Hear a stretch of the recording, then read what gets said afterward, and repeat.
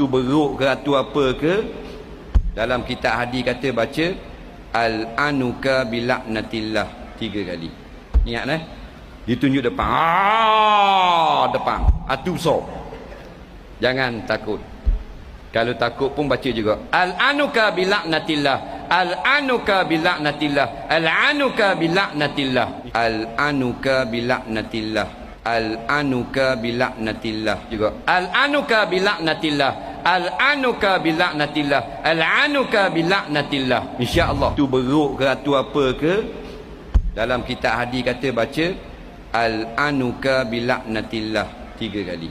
Ingat ditunjuk depan. Depan atu besar. Jangan takut. Kalau takut pun baca juga al-anuka bilaknatillah, al-anuka bilaknatillah, al-anuka bilaknatillah. Insya-Allah lari.